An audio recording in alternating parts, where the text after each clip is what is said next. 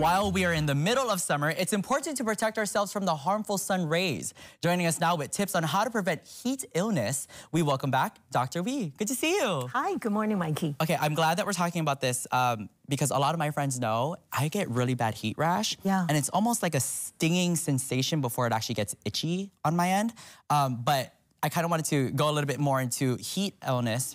Do you think that's probably one of the symptoms of that? Yes, of course. You know, heat rash is the beginning, and then we proceed on to the 3 stages of heat illnesses. Okay, so what should people, be aware of if they feel like they have this problem? What are some symptoms that they should think of? Right, so heat illness is when you're exposed to prolonged and abnormal heat and humidity.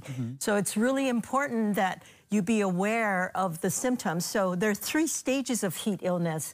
The first one would be, of course, just having heat cramps. So your body at this time, is losing electrolytes and fluids. So you're gonna feel muscle cramps in your legs, abdomen, and arms. Okay. And so immediately, you should stop activity, go to a cool place, take a rest, drink some fluids, take off excess clothing.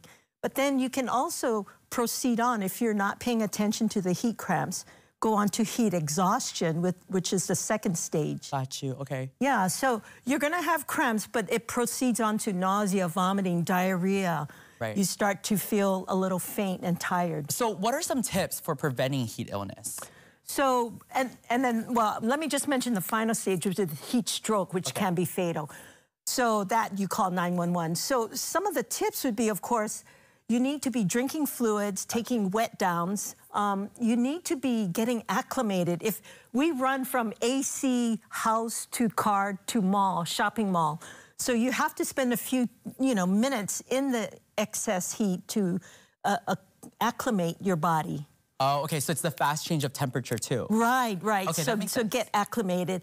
And then also wear your hat, wear sunscreen, use an UV umbrella if you're watching a soccer game. Okay, I mean, it's basic, simple knowledge. It really is. Yeah, but it goes a long way. Yes, and seniors and children are the most susceptible. So kids, they really produce more heat and they sweat less. And of course, if you tell a child they're having fun, oh, take a break, they're not going to listen to you. Yeah. So especially with our little kids doing sports right now. Well, I think these are good tips to know because every time you come onto Living 808, you love to talk about walk with the dog. And so if anybody wanted to come out with you tomorrow, they should actually think of some of those tips to keep in mind when they're actually walking out with you.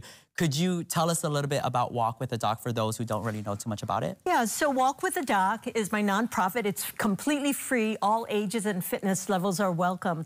We start from 8 a.m. to 9 a.m. and we're at Central Oahu Regional Park near the tennis courts.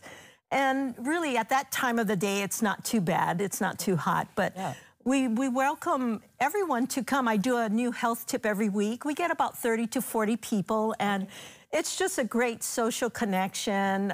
You get educated, you get a little exercise, but sometimes it's that little nudge that you need to take that first step towards better health. For sure, for sure. Right now our topic is heat illness, but I do want to ask you, are there specific topics that you get asked about a lot when you're out, at, YPO, or if you're out walking around, or even just at your practice? I think a lot of times people get really frustrated, they'll start on a diet. So I think a lot of the health tips I do are talking about how to incorporate small habits to result in big changes for a lifetime. Okay. So we talk about prevention, we talk about motivation. Right. And I'm a pediatrician, but health tips apply to everyone. Good to know. And I love how simple it is. Yeah. And we just can't make it complicated because then that's when everything just kind of gets all haywire. Right. Yeah. And there's so much on social media. You get so confused. Should I go keto? Should I go low carb?